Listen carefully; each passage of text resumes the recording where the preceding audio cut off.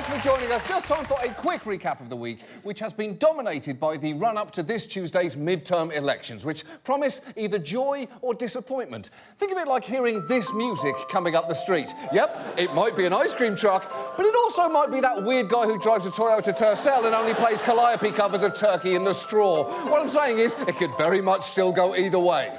Now, Trump this week made his final argument to his base, occasionally veering off message, like when he suddenly brought up the possibility that Republicans could lose the House. It could happen. Could happen. We're doing very well, and we're doing really well in the Senate, but could happen. And you know what you do? My whole life. You know what I say? Don't worry about it. I'll just figure it out. Does that make sense? You know what? That does actually kind of make sense. Trump has failed upward for 72 straight years. Why should he stop now? When Trump finds himself at the pearly gates, there's a non-zero chance that he'll get in, marry 3 hot angels and be elected the next god. Now, this campaign at every level has been exceptional for its negativity. Take California Congressman Duncan Hunter, who gained notoriety a couple of years ago for vaping in a congressional hearing, which is exactly what you'd expect a congressman named Duncan Hunter to do. Hunter then went extremely negative during his campaign in an attack ad against his opponent. Amar Kapaнаjar is working to infiltrate Congress. He's used 3 different names to hide his family's ties to terrorism. His grandfather masterminded the Munich Olympic massacre. He is being supported by CARE and the Muslim Brotherhood. This is a well-orchestrated plan. Amar Kapaнаjar, a risk we can't ignore. OK, so there is a lot to unpack there, but let's start with the fact that you are arguing that this guy changed his name multiple times so that Americans wouldn't associate him with terrorism and landed on Amar Kapaнаjar. You'd have thought he might go with something safer like James Wonderbread or Benjamin America Face or something that really plays to the Islamophobic crowd like Duncan Hunter. And look, I'm not going to go through everything untrue in that ad. Suffice to say that the Washington Post gave it a rating of 4 Pinocchios, although I'm surprised it didn't get just 1 Pinocchio that hung itself with a suicide note saying, "I have seen what your world has to offer those who are different, and I no longer wish to be a real boy in it." And it is hard to call Kapaнаjar a security threat when he had a security clearance for his past work in the Obama White House, which, for the record, is something that Cloud Chaser over here probably couldn't get, because he and his wife are currently under indictment for illegally using $250,000 of campaign funds on personal expenses. Now, they have pled not guilty, but the indictment itself is incredible, alleging Hunter spent $14,000 on a family vacation to Italy, $462 for 30 shots of tequila and 1 steak at a bachelor party, $835 on Riverdance tickets, and $250 to fly a family pet, a rabbit, to Washington, D.C., which is basically just a $250 way to freak your rabbit the fuck out. It's a burrowing herbivore. No part of it is jazzed to be launched into the sky. You think your ears pop? You don't know shit. You don't know shit about popping ears. Now, things have also been very spicy in Iowa's 4th, where Congressman Steve King, who has a history of flirting with white nationalists, has gotten in hot water for, among other things, meeting with an Austrian party founded by an SS officer in August. And when asked about that this week, he did not take it well. And this is over if he keeps talking. Why did you travel to Austin? This is over if you don't stop talking. I'm leaving. I think he's given his answer. I think that his answer is his answer. Yeah, that's what identifies. Sir, stop it. Stop it! That is a spectacular whiff when the question is simply, are you a white supremacist? People who aren't white supremacists say no. Even people who are white supremacists know to say no, so it takes a special mix of racism and stupid to fuck that one up. King has since lost a number of supporters, including the corporate PACs of Land O'Lakes, Purina, and our parent company AT&T, which is a little weird because King has been pretty much exactly this racist for years now, including once tweeting, "Culture and demographics are our destiny. We can't restore our civilization with somebody else's babies." Even neo-Nazi website Daily Stormer has said, and I quote, "Steve King is basically an open white nationalist at this point." So the news really shouldn't be these companies bailed on him so much as they were OK with him for a shockingly long time. Although, of course, AT&T didn't catch on to King's white nationalism. Picking up on clear signals isn't exactly their forte. How do you like them apples, business daddy? How do you like it? I bet you don't like those apples, do you? And all that toxicity makes you grateful for the glorious silliness of what happened this week in Nebraska's 1st congressional district. A University of Nebraska professor says he's been threatened by U.S. Congressman Jeff Fortenberry's campaign manager after liking a picture on Facebook. This is that picture. It is true. Somebody put googly eyes on Jeff Fortenberry's campaign sign and changed it to read Jeff Fartenberry. And look, I don't know if Banksy's getting better or worse, but he's definitely changed. Now, apparently, Fartenberry was very upset about this sign, and his chief of staff, Ren Archer, massively overreacted to the point where he called a local professor named Ari Cohen to complain because Cohen had simply liked that image on Facebook. Cohen actually recorded that call, and it's amazing. What you're liking is vandalism. No, it's not. Yes, it is. I'm liking a photo. You're liking what the photo represents as vandalism. But if someone were liking something with blackface, would that be acceptable? Wait. I think I actually know the answer to that question. No, blackface is not acceptable. Oh, God, I just won! I won! I'm replacing Megyn Kelly on the Today Show! That's all it took! What an incredibly easy standard to meet! Thank you so much, personification of NBC. Thank you so much. It's lovely to see you. What are you doing? Wait. Oh, no. I'm not going to be that kind of Today Show host. No. No, you've been through a lot, haven't you? You've really been through a lot. Just go home. Just go home and you try and get some rest. It sounds rough over there, OK? You just let him go. The Peacock, ladies and gentlemen. Tough place to work, historically. Still, I will say this. Liking this sign is actually exactly the same as liking a photo involving blackface, because signs like these come out of a very racist tradition, evoking offensive stereotypes that all white people have big googly eyes and fart all the time, which is simply not true. Only some white people have big googly eyes and fart all the time, like Paul McCartney, Fartin Sheen, Jimmy Farter, Melissa Joan Fart, Dolly Farton, and of course, Fart. But that's it. Those are the only examples. You know what, though? I think my favourite part of the call came when Fortenfarty's chief of staff tried to pressure the professor by threatening to take his case to the public, and the professor, to his credit, tried to dissuade him. Frankly, we have a First Amendment opportunity to basically put you out there in front of everybody and even put this clearly as, why is a professor liking vandalism? We can do that publicly. Would you like that? I think it'd be... That's our First Amendment right, too. I think it'd be a terrible idea for you, if I'm being perfectly honest. Again... How so? Because the optics of this are terrible. Yes, they are.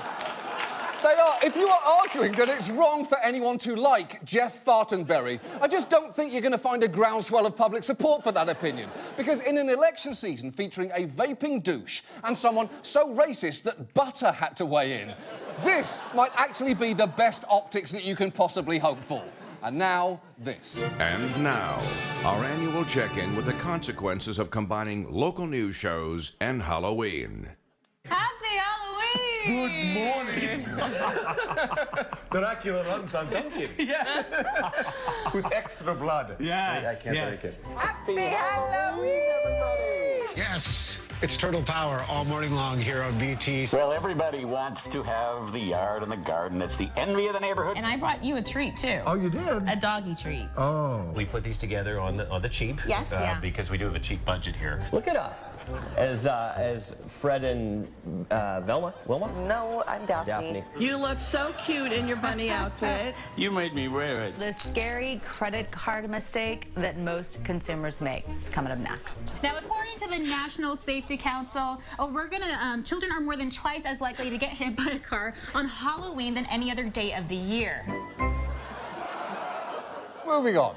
Our main story tonight concerns immigration, the system that brought you me. But it's still good, and I promise that won't happen again.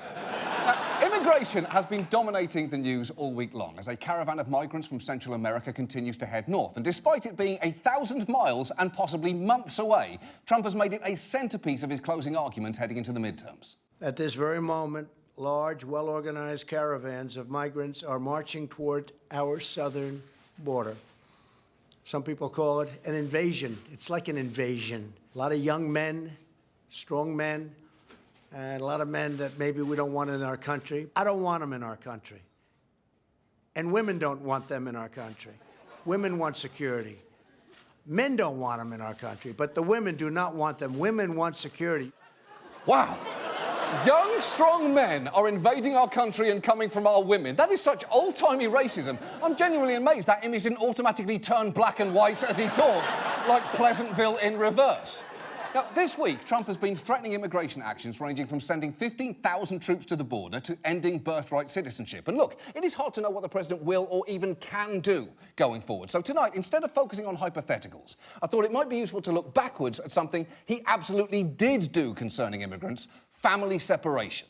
It was part of his zero-tolerance policy, where parents crossing the border were locked up, prosecuted, and had their children taken away. The story dominated the news back in June with distressing images of kids in cages and shelters, Melania's very cool jackets reading, "I really don't care, do you?" and, of course, this moment. I read today about a 10-year-old girl with Down syndrome who was taken from her mother and put in a cage. I read about did you say want to a 10-year-old with Down syndrome? Yes, he did, yes.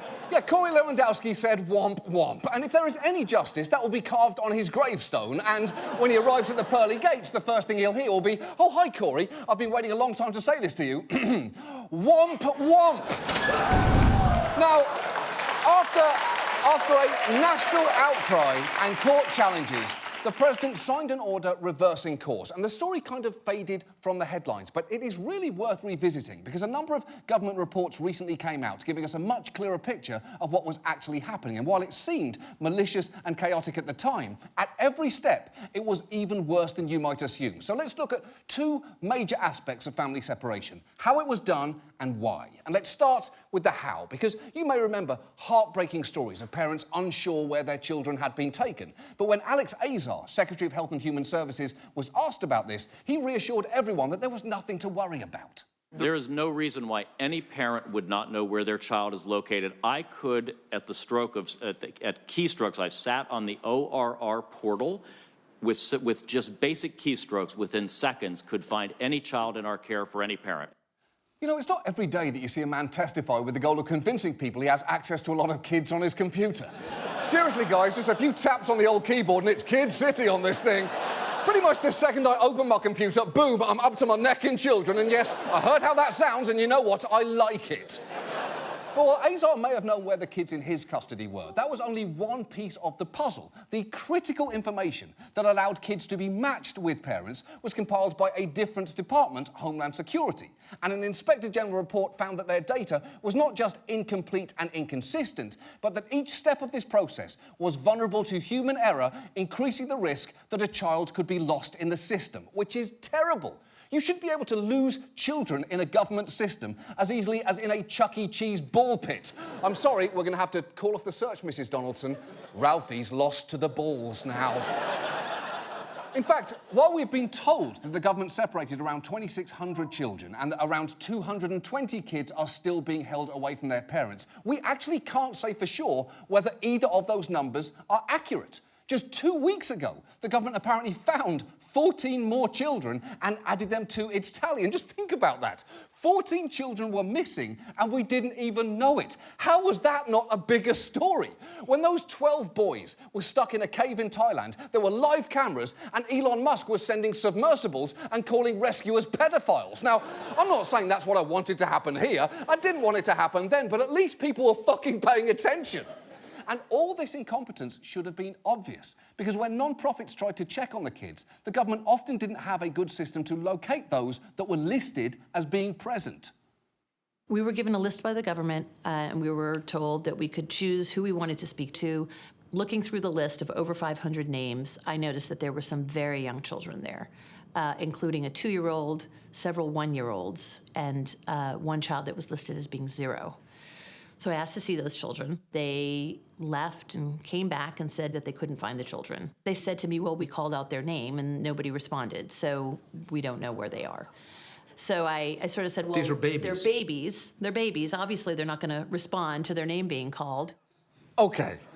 anyone who calls a baby's name and then gives up on finding them either knows nothing about babies or is covering for a baby who doesn't actually want to be reached. Sorry, just tell them I'm not in today. I'm up to my diaper in triangles over here, and I've got a 2:30 meeting with my own toes to prep for Mondays, am I right? Seriously, am I right? I don't know the days of the week. I am, after all, a fucking baby. And even with the help of non-profits in locating and reuniting parents, hundreds of whom, incidentally, were actually deported without their children, the government still had fuck-ups. Like when one mother who'd had her 5-month-old breastfeeding baby taken away was later handed back the wrong baby. And just imagine thinking you're about to be reunited with your child after being forced apart and being given someone else's shitty baby. I say this as a parent. My infant is a miracle and a joy. Anyone else's is a charmless snot monster. Get it away from me. So, to put it mildly, when it comes to how did we do this, the answer seems to be a combination of incompetently and cruelly, which brings us to the other big question, why? Why did we do this? Well, some in the Trump administration argue that they simply had no choice. Are you intending for this to play out as it is playing out? Are you intending for parents to be separated from their children? Are you intending to send a message? I find that offensive. No, because why would I ever create a policy that purposely does that? Perhaps it's a deterrent. No. No! A deterrent? I would never. You offend me, sir. Here's the thing about this administration. You can always tell you've figured out exactly what they're doing when they get offended by your description of what they might be doing. It's a pretty obvious tell. It's like a poker player ejaculating every time they have a good hand. OK, I think we all see what's happening here. Now, often the official line was that family separations were not a deterrent, they were simply a consequence of having to enforce the law, as the then acting head of ICE, Thomas Homan, explained at the time. Every law enforcement agency in this country separates parents from children when they're arrested for a crime. We are a law enforcement agency. We are enforcing the criminal laws. I don't blame anybody if you want to be the greatest country on earth, being a part of this greatest country on earth, which we all are. But there's a right way to do it and there's a wrong way to do it. OK, it's pretty hard to listen to someone say we're the greatest country on earth while simultaneously justifying why we're unnecessarily ripping kids away from their parents, especially when that person looks like what would happen if a can of Monster energy drink fucked John Lithgow. But look, a few things there regarding the right way, because first, many of these people were applying for asylum, meaning they're seeking protection from persecution. And under international and US law, it is legal to apply for that no matter how you enter the country. Second, while the Trump administration insisted that the right way for asylum seekers to come in was through a port of entry, like an official border crossing, they made it far more difficult to do that, with many being repeatedly denied entry into the country and forced to wait days or even weeks. And you can't just arbitrarily delay people that long. They're asylum seekers looking for safety, not AT&T customers trying to speak to a representative. That's right, I've got your business, Daddy. I've got you so good. What are you going to do about it? I'm right here. Now, finally, crossing the border in the wrong way is actually only a misdemeanor on first offence. In fact, most people are usually just sentenced to time served. And that's the thing here. Contrary to what you might think, most of the parents who were separated from their kids were charged, pled guilty, and served their sentence all fairly quickly. Now, in the past, we generally didn't prosecute parents and even let many of them go free awaiting their immigration hearing, which makes sense. So, why did we suddenly start keeping people who had already served their time locked up and away from their kids? Well, because Trump hated the old system. He called it catch and release, and he described it in wildly misleading terms. We catch a criminal, a real criminal, a rough, tough criminal. We take his name and then we release him. Right. And we say, please show up to court in a couple of months. You know what the chances of getting him to court are? Like 0, okay? Right. Now, deep down, when Trump said the number 0, you just instinctively knew that no matter what the number was, it was definitely not 0, right? Because if he says something's hot, it's cold. If he says something's up, it's down. If he said, this is a cute puppy, you'd automatically think, I'm not sure why or how, but that puppy is definitely a fucking arsehole. And when it comes to families seeking asylum, who, remember, were the ones largely impacted by family separation, the number is ridiculously far from zero, because 96% of them turned up to court after being released from detention. And under an Obama administration program called Family Case Management, where each family was assigned a case manager who then helped them navigate the system, 99.3% attended their hearing. So Trump was wrong. He was 99.3% wrong. And you know what that means. We got him! We got him! Now, you're probably expecting the tiger to come out now, but sadly he died of sadness several months ago. So all this button now does is increase my morphine drip, so... yeah, it just, it numbs the pain. It's not perfect, but it helps. See you later. Now, Trump discontinued that case management program, despite the fact that even ICE called it an overall success and went with ripping families apart instead. So for the final time, why? If they'd already paid the price for their crime and there were other, better ways to ensure that they showed up for court, why the everlasting fuck did we really do this? Well, I would argue that this is the logical result of a general hard right turn toward demonising immigrants for political advantage in a way that some might call racist and others would be wrong about. Now, conservative immigration arguments essentially now follow a pretty clear pattern. Crossing the border is a crime, therefore anyone crossing it is a criminal, and since all criminals are dangerous, anyone crossing the border is a dangerous criminal. Never mind the fact that immigrants are less likely to commit crimes than people born here. That has simply not stopped Republicans from running toxic anti-immigrant, anti-caravan political ads like these. A young woman gunned down by an illegal immigrant who should have been deported. Illegal aliens invade America. Democrats who stand in our way will be complicit in every murder committed by illegal immigrants. Mexican drug lords, MS-13 gang members, sex traffickers. MS-13, violent gang members, known criminals, people from the Middle East. Holy shit! You know that's racist because they just gave up any pretense of specific fear-mongering and simply said, people from the Middle East. At that point, why not go all in and just start naming groups you hate? The caravan also contains Planned Parenthood, gays who want wedding cakes, Black Santa, and a 30-foot Nancy Pelosi. Democrats will be complicit in every person the giant Pelosi eats. Nom, nom, nom, nom. Nom, nom, nom, nom, nom.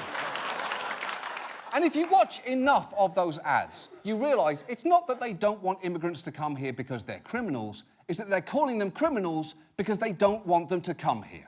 And to see that in action, just watch this exchange that CNN had with a New Jersey Trump supporter.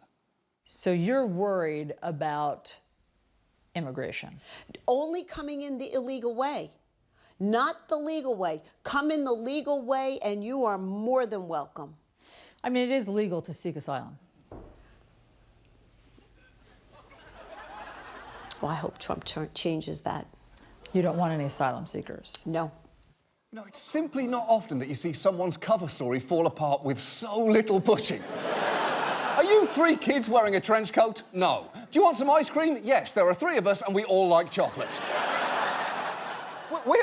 We're now so accustomed to seeing immigrants as a threat that politicians routinely talk about them in the language of war. Remember, Trump referred to the caravan as an invasion and sent troops to the border. And that kind of militaristic talk can make people think that it is necessary to make the kind of impossible choices made during a war, which is how things like family separation happen. Just watch as Jessica Vaughan of an anti-immigration think tank tries to justify what we did. A lot of Americans find it appalling. What do you say to them? I think it's appalling that we have to do it. What do you think the consequences are for these children that have gone through, that are still going through this trauma? I think it's very possible that some of these kids will have some lasting effects. Right. But lasting damage to children is a huge consequence. You're separating them from their parents, not telling them you ate all their Halloween candy to get on Jimmy fucking Kimmel. And while we're on that topic, no one should do that. I mean, I'm really glad that some people do, because it's extremely funny, but nobody should, but please keep doing it. And while she acknowledges that what we're doing is appalling, she says we have to do it. But the truth is, we don't. We don't have to do any of it. Because even though the language of war is being used, there is not a war. And the only reason people keep talking like there is one is to give themselves permission to make the choices they want to be forced to make. But family separation cannot be one of them. Because, as she says, these kids will have some lasting effects. But while that's easy to say in the context of abstract paediatric science, the reality of it is fucking heartbreaking. Take Henry. He's a 6-year-old from Honduras. He was separated from his mother and reunited after a month apart. But, as a documentary crew found, their ordeal was far from over, and I'm warning you, this is going to be rough to watch. So, we need to take care of him. I think I need to leave, okay?